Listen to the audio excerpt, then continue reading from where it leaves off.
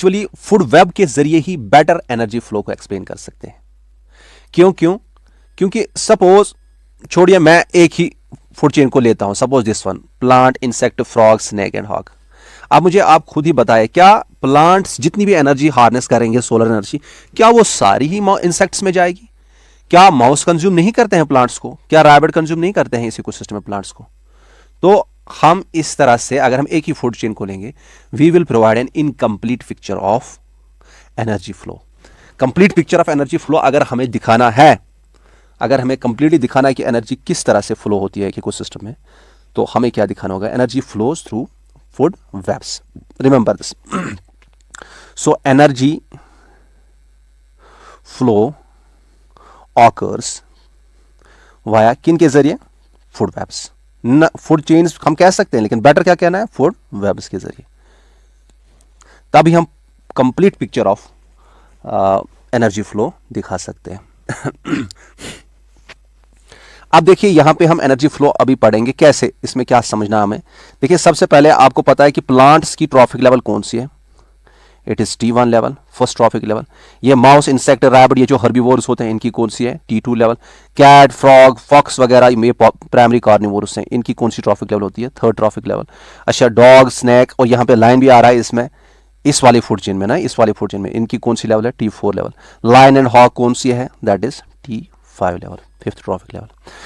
हम अगर इकोसिस्टम में एनर्जी फ्लो देखना चाहते हैं तो हमें देखना है किस तरह से इन ट्रॉफिक लेवल्स के सारे लिविंग ऑर्गेनिज्म्स में एक फूड वेब जो वहां पे बनता है, सारे लिविंग ऑर्गेनिज्म में किस तरह से एनर्जी ट्रांसफॉर्म होती है।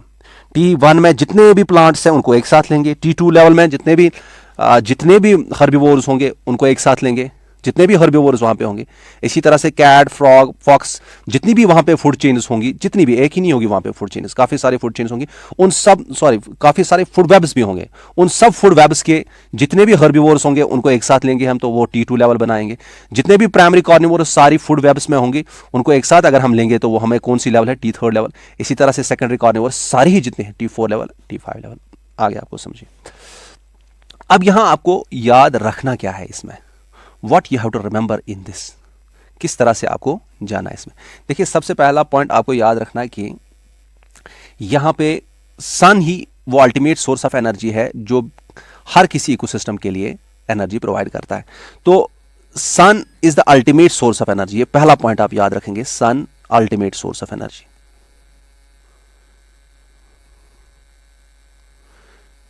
जितने भी इकोसिस्टम्स हैं उनके लिए sun ultimate source of energy है। चाहे आप वहां पे देखिए, आप कंफ्यूज नहीं होना कि डेट्राइटिक फूड चेन हमने पढ़ा उसमें कौन सा सन सोर्स ऑफ एनर्जी, नहीं।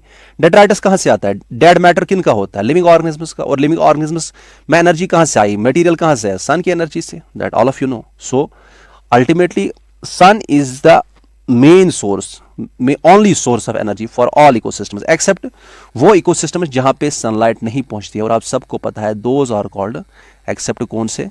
हॉट हाइड्रोथर्मल वेंट्स, जो मैंने बताया था आपको, जहां पे बैक्टीरिया, कीमोसिंथेटिक बैक्टीरिया काम करते हैं, कीमोसिंथेसिस कराते हैं। तो डीप ओशन में लाइट नहीं पहुंचेगी, उनके बगैर जहां पे भी लाइट पहुंचती है वहां तो सनी सोर्स ऑफ एनर्जी हर किसी को सिस्टम के लिए। दूसरा पॉइंट आप याद रखेंगे, बहुत ही इंपॉर्टेंट है, कि जब एनर्जी फ्लो होता है एक इकोसिस्टम में, वो थर्मोडायनेमिक्स के जो पहले दो लॉ हैं, क्या क्या लॉ है? First law and second law of thermodynamics, वो फॉलो करते हैं। तो क्या फॉलोज? एनर्जी फ्लो क्या करता है? Follows first and second law of thermodynamics, law of thermodynamics. क्या है फर्स्ट लॉ? ये मैं अभी एक्सप्लेन करूंगा कि कोई भी एनर्जी आप क्रिएट नहीं कर सकते हो, आप नई एनर्जी नहीं बना सकते हो, ना ही ऑलरेडी जो प्रेजेंट होगी एनर्जी उसको डिस्ट्रॉय कर सकते हो। हाँ, आप एक काम कर सकते हो, एनर्जी की फॉर्म चेंज कर सकते हो, एक फॉर्म से दूसरी फॉर्म में कन्वर्ट कर सकते हो। ये पहला लॉ है, ये मैं अभी एक्सप्लेन करूंगा कि कैसे फूड चेंज फूड वेब्स में होता है। नेक्स्ट सेकंड लॉ क्या है कि जब भी ट्रांसफर ऑफ एनर्जी होती है from one state to next state, कोई भी एनर्जी ट्रांसफर जो भी कहीं पे भी हमें मिलेगी, दैट इज नॉट 100%। उसमें कुछ एनर्जी लॉस होती है in the form of heat, and that heat जो वहां पे निकलती है वो आसपास जो भी सराउंडिंग्स होती है उसमें एंट्रोपी इंक्रीज करती है, रैंडमनेस इंक्रीज कर देती है। तो ये दो पॉइंट्स आप जहन में रखेंगे। फर्स्ट लॉ भी ये फॉलो करती है, जो भी जहां पे भी एनर्जी फ्लो होता है इकोसिस्टम में, that follows both first law and second law of thermodynamics. तो ये मैं दोनों अभी एक्सप्लेन करूंगा, ये अभी ऐसे रखो, ठीक है। नेक्स्ट पॉइंट आपको ये भी याद रखना है, थर्ड पॉइंट, कि energy flow follows Lindeman's 10% law, Lindeman's 10% law. कि लिंडमैन ने कहा था कि एक ट्रॉफिक लेवल से जब दूसरी ट्रॉफिक लेवल तक हम जाते हैं, एक ट्रॉफिक लेवल से दूसरी ट्रॉफिक लेवल तक जाते हैं, तो only 10% of energy is transferred. ये ट्रॉफिक लेवल 1 है and this is suppose trophic level 2। उसने कहा था कि ट्रॉफिक लेवल 1 में जितनी एनर्जी है उसका खाली 10% ही ट्रॉफिक लेवल 2 में ट्रांसफर होगा। समझ आ रहा है? तो ये भी मैं अभी आपको सिखाऊंगा। और ये तो आप सबको पता है कि energy flow is always unidirectional. एक चीज मैं आपको और बता देता हूं, यहां पे डरना नहीं, ये बहुत ही सिंपल चीज है। देखिए ये तीनों जो फूड चेन्स मैंने ऊपर दिखाई, ये आप सबको पता है, these are grazing food chains. क्या है ये क्या है? ग्रेजिंग फूड चेन्स, क्योंकि प्रोड्यूसर से स्टार्ट होती हैं। लेकिन आपको ये पता है कि जब इन सब की डेथ होगी, वहां पे क्या बनेगा? डेड मटेरियल जो है, जो कि डिके होना शुरू हो जाता है, dead material, that is called detritus, है ना। और मैंने आपको कहा है डेट्राइटस को फीड करने वाला ऑर्गेनिज्म, उसको क्या कहते हैं? डेट्रीवोर। सपोज हमारी अर्थवर्म है, अर्थवर्म को suppose for example frog consume करें, या फ्रॉग को फेंके, आप सपोज माउस लिखेंगे, माउस को कोई और कार्निवोर कंज्यूम करेगा, ठीक है, कार्निवोर। तो यहां पे ये वाली जो फूड चेन बनी, आपको पता है ये डेट्राइटिक फूड चेन है।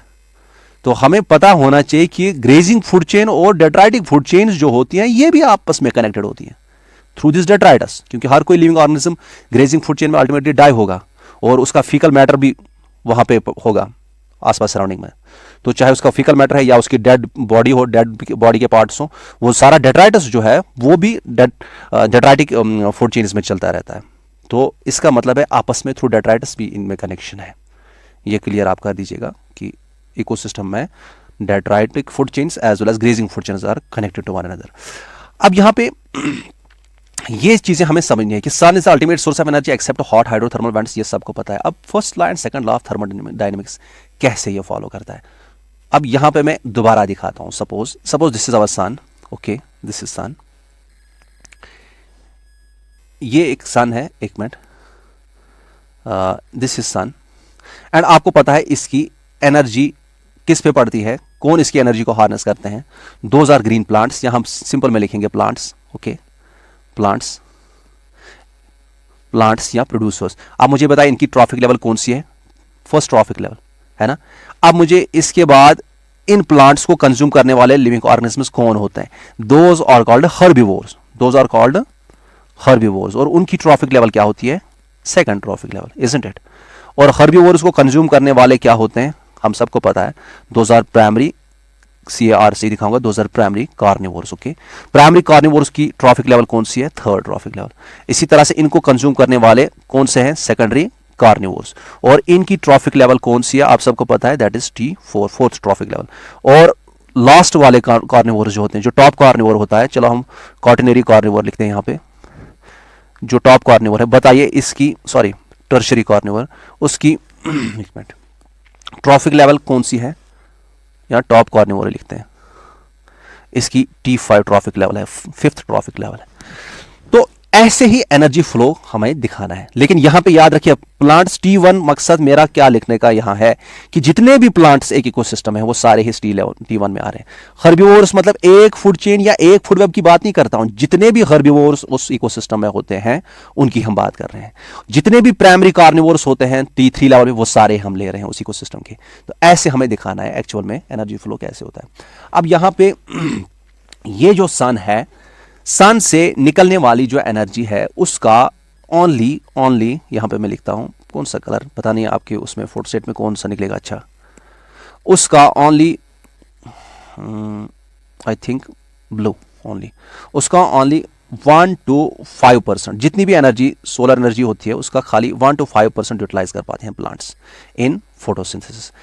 और अगर हम देखेंगे, क्योंकि सनलाइट में काफ़ी सारी वेव्स होती हैं, काफ़ी आपको मैंने बताया हुआ इलेक्ट्रोमैग्नेटिक स्पेक्ट्रम, उसमें फोटोसिंथेटिकली एक्टिव रेडिएशन जो होती हैं वेव गाइड वाली, वही प्लांट्स यूज़ करते हैं। और अगर हम फोटोसिंथेटिकली एक्टिव रेडिएशंस की बात करें, उसका कितना परसेंट प्लांट्स यूटिलाइज कर पाते हैं? याद रखिएगा, बहुत इंपॉर्टेंट एग्जाम के लिए, 2 to 10% of photosynthetically active radiations, 1 to 5% of total utilise कर पाते हैं प्लांट्स इन फोटोसिंथेसिस। अच्छा, बाकी कहां गया? यहां पे बाकी कहां गया? याद रखिएगा, बाकी जो यूटिलाइज नहीं करते हैं वो एनवायरनमेंट में इन द फॉर्म ऑफ हीट रहता है, हीट लॉस्ट हो जाता है। क्लियर है? और प्लांट्स जब ये एनर्जी जब ये मटेरियल बनाते हैं, फोटोसिंथेटिक फोटोसिंथेसिस करके जो ग्लूकोज बनाते हैं, तो यहां पे याद रखना कि प्लांट्स को अपने लिए भी ग्लूकोज चाहिए, अपने आप को सस्टेन करने के लिए भी ग्लूकोज चाहिए, उसके लिए भी एनर्जी चाहिए। तो ये एक्चुअली सस्टेन कैसे करते हैं? जितने भी दुनिया में लिविंग ऑर्गेनिजम्स है वो रेस्पिरेशन करते हैं अपने लिए एनर्जी बनाने के लिए। तो ये यहाँ पे प्लांट क्या करेगा? रेस्पिरेशन भी करेगा, रेस्पिरेशन भी करेगा, और जितनी भी एनर्जी इसने हार्नेस की है, सोलर एनर्जी, जो कि एक्चुअली सोलर एनर्जी जो भी वहां से आई थी, उसने वो वहां पे क्या किया था? फूड की एनर्जी में कन्वर्ट किया था। और फूड की एनर्जी में कन्वर्ट तो किया, लेकिन उसमें से काफ़ी सारी एनर्जी फूड की एनर्जी की जो इसे खुद के लिए मेंटेन करने के लिए लगी इन the form of respiratory losses, respiration कराने के लिए। इतना पॉइंट क्लियर है? रेस्पिरेशन खुद में जितने भी टिश्यूज हैं इसमें। अब यहाँ पे पहला कंसेप्ट हम सीख लेते हैं।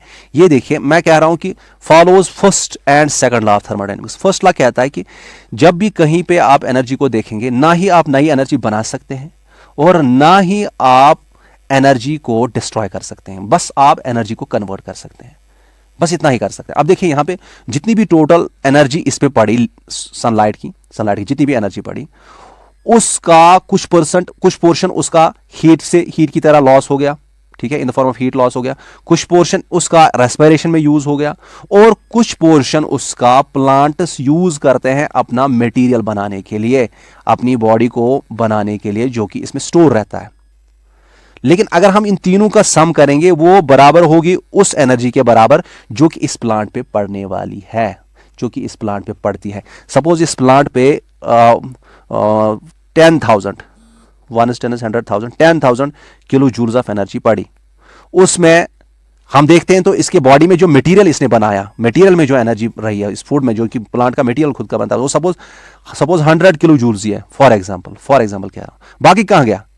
बाकी जो है, बाकी रेस्पिरेशन में भी कुछ पोर्शन होगा, रेस्पिरेशन में भी कुछ पोर्शन यूज होगा, और कुछ पोर्शन ऐसा है उस जो भी इस पे रेडिएशंस पड़े उनका कुछ पोर्शन ऐसा है जो कि इसने यूज ही नहीं किया, जो कि हीट की फॉर्म में लॉस हो गया। लेकिन जब आप तीनों का सम करोगे, वो अल्टीमेटली आएगा 10,000 किलो जूल्स के बराबर। दैट मीन्स यहां पे हमने एनर्जी को डिस्ट्रॉय नहीं किया, ना ही हमने एनर्जी को क्रिएट किया, लेकिन प्लांट्स ने एनर्जी को कन्वर्ट किया। From which form? From sunlight to the chemical energy of the food. समझ आ रहा है? We have converted the sunlight into chemical energy of food, but we have not created the energy that is present in the food. हमने convert किया है और destroy भी नहीं कर पाए। जितनी एनर्जी इस पे पड़ी, या तो एनवायरनमेंट में लॉस होगी इन द फॉर्म ऑफ हीट, या तो हमने प्लांट्स ने रेस्पिरेशन में यूज किया, या तो उन्होंने मटेरियल उसका बना दिया, मटेरियल में स्टोर किए, फूड के केमिकल बॉन्ड्स में स्टोर किया एनर्जी को, लेकिन डिस्ट्रॉय नहीं कर पाए। ना ही डिस्ट्रॉय किया, ना ही क्रिएट किया। फूड की एनर्जी क्रिएट भी नहीं की, वो एक्चुअली ट्रांसफॉर्मड एनर्जी है। किससे? सन से। अब ये पहला पॉइंट आपको समझ आ गया, फर्स्ट लॉ ऑफ थर्मोडायनेमिक्स। इसी तरह से हर ट्रॉफिक लेवल पे यही होता है कि जितनी एनर्जी एंटर होगी उतनी एनर्जी वहां से निकलेगी लास्ट में, कि अगर हम सम अप करेंगे सारी एनर्जीज को जो भी वहां पे यूटिलाइज होंगी। समझ आ रहा है? तो ये आपको समझ आना चाहिए, हर ट्रॉफिक लेवल पे हो जाता है। अब यहां पे चलो प्लांट्स ने ये किया, इन्होंने फोटोसिंथेसिस किया। अब नेक्स्ट चीज आप समझेंगे कि अब ये हर्बीवोर्स की तरफ ये एनर्जी जाएगी। अब सपोज प्लांट्स ने सपोज जो इन्होंने मटेरियल बनाया, जो इन्होंने फूड में एनर्जी स्टोर की, suppose that is 10,000 1 is 10 is 100,000 10,000 kilo joules of energy. ठीक है, ये इसके मटेरियल में एनर्जी है जो प्लांट ने मटेरियल बनाया अपने लिए, जो कि आगे जाके नेक्स्ट ट्रॉफिक लेवल की तरफ जाएगा थ्रू फीडिंग, है ना, थ्रू फीडिंग। आप हर्बीवोर कंज्यूम कर रहे हैं, चलो हर्बीवोर कंज्यूम कर रहे हैं इसको, और हर्बीवोर यहां पे एक पॉइंट है कि लिंडमैन ने कहा कि खाली 10% एनर्जी जो है वो ही ट्रांसफर हो जाती है नेक्स्ट लेवल में, बाकी 90% एनर्जी होती है lost in the form of heat, loss होती है। यहां कह सकते हैं 90% of energy does not move from one trophic level to the next trophic level, ये इसने कहा था। यहां पे आप देखेंगे, अगर लिंडमैन के हिसाब से देखेंगे 1000 किलो जूल्स यहां पे है। आप मुझे बताएं हर्बीवोर्स में कितने होंगे? 10% इसका 10,000 का 10% कितना होता है? तो 1000 किलो जूल्स यहां आ जाएंगे, उसके बाद कार्निवोर्स में 100 kilo joules, isn't it? Primary carnivore के बाद सेकेंडरी कार्निवोर्स में 10 किलो जूल्स और टॉप कार्निवोर्स में 1 किलो जूल एनर्जी होगी। ये मैं बताऊंगा ये एनर्जी मतलब क्या है। अभी आपको समझ नहीं आया कि ये ऐसा लगता है जैसे इनकी बॉडी में ताकत है, नहीं ऐसा नहीं है। इनके मटेरियल को अगर बर्न किया जाएगा ना, सारे हर्बिवोर्स को अगर हम बर्न करेंगे, उनके मटेरियल से जितनी एनर्जी निकलेगी, suppose that is 1000 kilo joule, और कार्निवोर्स को अगर सारे मटेरियल को बर्न करेंगे, उसमें जितनी एनर्जी होगी वो कितनी होगी? 100 किलो जूल्स। सारे सेकेंडरी कार्निवोर्स को बर्न करेंगे, उसमें 10 किलो जूल्स होगी। सारे टॉप कार्निवोर्स को इसी सिस्टम में बर्न करेंगे, उसमें कितनी एनर्जी होगी? 1 किलो जूल होगी। ये इसका मतलब यही है कि कितना मटेरियल बना है, मटेरियल कितना है, उसी में तो एनर्जी स्टोर्ड है in the form of material में जो बॉन्ड्स होते हैं। समझ आ रहा है? अब यहां पे सेकंड लॉ की तरफ भी हम इधर ही जाते हैं, तो लिंडमैन का भी आपको समझ आ गया ये क्या कह रहा है, लेकिन इसकी एक्सप्लेनेशन में अभी दूंगा। ये एनर्जी लॉस कहां होती है? 90%। अब देखिए सेकंड लॉ बोलता है कि कोई भी एनर्जी ट्रांसफॉर्मेशन जो होती है वो 100% नहीं होती है। इसमें इनएफिशिएंसी होती है किसी भी एनर्जी ट्रांसफॉर्मेशन की। जब भी एनर्जी मूव होती है तो वो जो इनएफिशिएंसी होती है that is lost in the energy is lost in the form of heat. अगर कोई एनर्जी ट्रांसफर 100% नहीं है तो बाकी वहां पे जो ट्रांसफर पोर्शन नहीं होता है that is lost in the form of heat. यही सेकंड लॉ है। अब यहां पे भी देखिए पहले लेवल पे देखिए प्लांट्स में मैंने कहा ना कि कुछ एनर्जी जो ये यूटिलाइज नहीं कर पाते हैं, जो कि ट्रांसफॉर्म नहीं होते, that is lost in the form of heat. इसी तरह से आगे भी जाएंगे तो जहां पर भी ट्रांसफर ऑफ एनर्जी होगा वहां पे परफेक्ट ट्रांसफर नहीं होगा, there will be loss in the form of heat. और हीट जो होती है ये सराउंडिंग में एंट्रोपी इंक्रीज करती है, रैंडमनेस इंक्रीज करती है।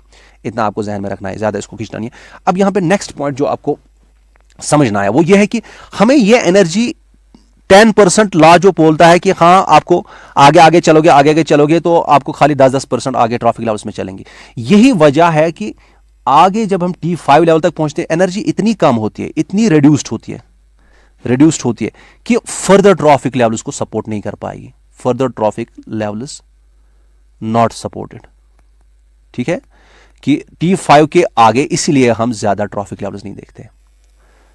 अब ये एनर्जी इतनी कम क्यों चलती है आगे? Why only 10% of energy moves forward?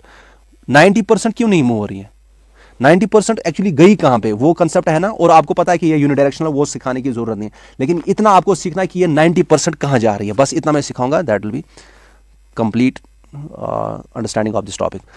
Now अब देखिए मैं यहां पे लिखता हूं, suppose where did 90% of energy go, कहां जाती है? देखिए इसमें एक कंसेप्ट आता है जिससे हम कहते हैं ट्रॉफिक ट्रांसफर एफिशिएंसी। क्या कहते हैं? याद रखेगा, मैं सीधे बता देता हूं। ट्रॉफिक ट्रांसफर एफिशिएंसी जो होती है किसी भी ट्रॉफिक लेवल पे at any trophic level is never 100%। बस यही रीजन है कि 90% ऑफ एनर्जी जो है वो आगे नहीं चलती है डिफरेंट नेक्स्ट ट्रॉफिक लेवल की। सपोज मैं यहां पे ऐसे दिखाता हूं, this is trophic level first. Okay, ये ट्रॉफिक लेवल फर्स्ट है, this is trophic level second, एक minute, this is trophic level second, this is suppose third trophic level. Okay, this is suppose third trophic level. अब यहां पे समझिए, concept को समझिए। देखिए जो ट्रॉफिक लेवल फर्स्ट पे अगर हम देखेंगे, हमें पता है कि इस ट्रॉफिक लेवल सेकंड में जितने भी लिविंग ऑर्गेनिज्म्स होंगे, ये मतलब हर्बिवोर्स हैं, इन सबको प्लांट्स कंज्यूम करने हैं, इन सबको प्रोड्यूसर्स को कंज्यूम करना है, जितने भी प्रोड्यूसर्स होंगे। तो यहां पे जितने भी प्लांट्स होंगे एक इकोसिस्टम में, आपको क्या लगता है कि सारे ही प्लांट्स कंज्यूम हो जाएंगे, सारे ही प्लांट्स नेक्स्ट लेवल तक पहुंच जाएंगे? ऐसा कभी पॉसिबल नहीं हो सकता कि 100% of plants will be utilised in the next trophic level. इसमें से सम प्लांट्स जो होते हैं, कुछ प्लांट्स ऐसे होंगे जो कि क्या होंगे, जो कि डेड होंगे before becoming food for traffic level second. तो हो गया ये एक कि 100% यूटिलाइजेशन पॉसिबल नहीं है, सारे यूटिलाइजेबल नहीं बनते। और कुछ प्लांट्स ऐसे भी होते हैं सारा मटेरियल जिनका यूज नहीं हो पाएगा। आपको पता है, आप मुझे बताइए वुडी स्टेम्स यूज होते हैं क्या? वुडी स्टेम्स यूज हो जाएंगे क्या? क्या हर्बिवोर ये खा सकता है? क्या पाइन का जो वुड होती है वो भी कंज्यूम करता है हर्बिवोर? नहीं। सो अनयूजेबल पोर्शन, अनफीजिबल जो होते हैं फीजिबल भी कुछ पोर्शंस होते हैं प्लांट्स के, एंड मोस्ट जो बड़े बड़े प्लांट्स होते हैं उनका तो वही पोर्शन ज़्यादा होता है। तो यहां पे सारा ही सेकंड ट्रॉफिक लेवल में एंटर नहीं होगा, ये सारा कंज्यूम नहीं कर पाएंगे। कुछ डेड होगा इस ट्रॉफिक लेवल पे, और कुछ ऐसे रीजन्स होंगे, कुछ ऐसे पोर्शंस होंगे जो कि यूटिलाइजेबल नहीं होंगे ट्रॉफिक लेवल सेकंड के लिए। तो यहां पे आप समझ सकते हैं कि यहां पे ट्रॉफिक लेवल सेकंड के लिए कंजम्पशन, याद रखेगा, कंफ्यूज नहीं होना, कंजम्पशन एफिशिएंसी जो होगी इज नॉट 100% नहीं होगी। कंजम्पशन एफिशिएंसी हो गया कि कितना अवेलेबल है, उसमें कितना कंज्यूम कर पा रहे हो, कितना ट्रॉफिक लेवल एक में जितना प्रोड्यूस हो रहा है उसका क्या सारा आप कंज्यूम कर पा रहे हो? नहीं, ऐसा पॉसिबल नहीं। कुछ तो डेड होंगे, कुछ अनयूजेबल होंगे। तो कंजम्पशन एफिशिएंसी 100% यहां पे नहीं है। ठीक है, क्लियर है। नेक्स्ट थिंग जो है दैट मीन्स अब यहां पे आ गया ये ट्रॉफिक लेवल सेकंड, अब हर्बीवोर उसकी बॉडी में जा रहा है। अब हर्बीवोर जब ये कंज्यूम कर रहे हैं सारे हर्बीवोर्स, आप मुझे बताइए क्या जितना भी इन्होंने कंज्यूम किया, आप जितना अवेलेबल था जिन्होंने कंज्यूम किया, क्या वो सारा ही डाइजेस्ट होगा? No, not all digested, not all digested. Digest सारा नहीं होगा। फीकल सैंपल में, फीकल मैटर में कुछ पोर्शन होगा इसका जो अनडाइजेस्टेड होगा। समझ आ रहा है? तो यहां से भी आप समझ सकते हैं, क्योंकि जब एक हर्बीवोर कंज्यूम करेगा, अब इसे क्या करना है, इसे इस जो भी इसने सारा कंज्यूम किया इसमें से देखना है ये कितना अपनी बॉडी में एसिमिलेट करता है, कितना अपनी बॉडी में एसिमिलेट करता है, कितना मटेरियल एंड एनर्जी ये जो भी इसने खाया उसका कितना ये एनर्जी एंड मटेरियल अपनी बॉडी में यूज कर पा सकता है। तो जो फीकल सैंपल फीकल मैटर के जरिए बाहर निकला, अनडाइजेस्ट निकला, वो तो यूज नहीं होगा। That means assimilation efficiency, assimilation efficiency, assimilate यही हो, एसिमिलेशन हो गया यही कि कितना ये खुद को यूटिलाइज कर पाता है। Efficiency not 100%। समझना क्या हमें कि कोई भी ट्रॉफिक एफिशिएंसी 100% नहीं होती है, ट्रॉफिक ट्रांसफर एफिशिएंसी किसी भी ट्रॉफिक लेवल पे। और अब नेक्स्ट हम क्या देखते हैं, अब चलो इसने हर्बीवोर ने कंज्यूम किया, अब चलो फीकल मैटर से कुछ लॉस हो गया, अब जो इसने बॉडी में यूटिलाइज करना है सारा, मतलब जो बॉडी में स्टोर करना है, अब जितना भी इसकी बॉडी में अब एंटर हो रहा है जो कि यूटिलाइजेबल है, उसका आपको पता है कि नेक्स्ट जनरेशन को ये कितना देगा, सॉरी नेक्स्ट ट्रॉफिक लेवल को कितना देगा। क्या ये वो चीजें दे सकता है, वो एनर्जी दे सकता है जो एनर्जी ये क्या कर रहा है, जो एनर्जी ये अपने आप को मेंटेन करने के लिए रखता है, वो देगा नेक्स्ट ट्रॉफिक लेवल को? नहीं। तो मतलब रेस्पिरेशन जो ये करेगा, इसके बाद ये क्या करता है, ये रेस्पिरेशन करता है, और रेस्पिरेशन में भी इसकी कुछ एनर्जी क्या होती है, energy lost in the form of respiration.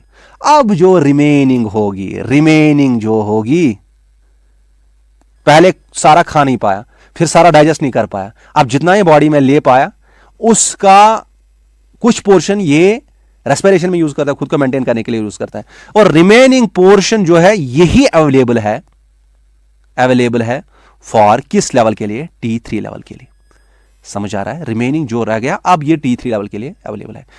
अब यहां पे हम ये कहेंगे कि यहां पे जो प्रोडक्शन एफिशिएंसी है कि कितना ये नेक्स्ट ट्रॉफिक लेवल को दे रहा है, प्रोडक्शन एफिशिएंसी जो है वो भी इज नॉट 100%, क्योंकि रेस्पिरेशन में कुछ यूज किया इसने।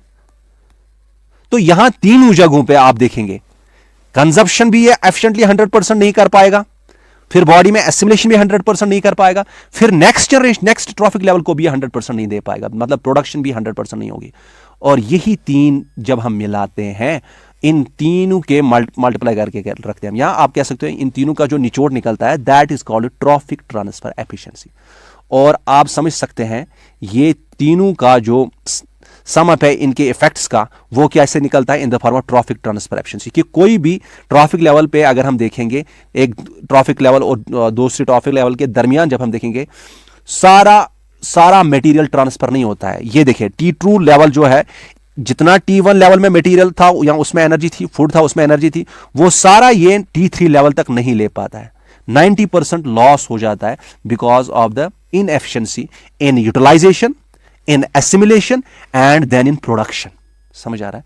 इसकी वजह से ओनली 10%, एक्चुअली ये 2 to 16% निकला था शायद, और लैंडमैन ने अपने पेपर में लिखा था, फिर उन्होंने एवरेज निकाल के अब 10% कर दिया था। 10%, only 10% of energy is transferred is transferred. समझ आ रहा है? खाली 10% एनर्जी ट्रांसफर, बाकी कहाँ होगी? बाकी यहीं पे लॉस हो जाती है। और यही वजह है, अब कंफ्यूज नहीं होना अब, और यही वजह है कि जब हम T5 पे पहुंचते हैं, चलो ऐसे समझे, T1 level, T2 level, T3 level, T4 level, बस ये खत्म करते हैं। T4 लेवल ये ऐसा चलता है। यहां पे तो बहुत सारी एनर्जी है, यहां पे जितने भी लिविंग ऑर्गेनिज्म उनके लिए सस्टेन करने के लिए बहुत सारी एनर्जी है, फिर कम हो जाती है एनर्जी, तो यहां पे उतनी एनर्जी नहीं रहेगी। फिर T3 लेवल पे उससे भी कम हो जाएगी एनर्जी, उससे भी कम हो जाएगी ना, और T5 लेवल पे ये एनर्जी इतनी कम होती है कि फर्दर ट्रॉफिक लेवल उसको सपोर्ट नहीं कर पाते हैं। समझ आ रहा है? इसीलिए this limits energy, this energy limitation limits the number of trophic levels in an ecosystem. Thank you so much. अब हम इतना ही अभी पढ़ते हैं, नेक्स्ट टॉपिक में हम प्रोडक्टिविटी एंड उसके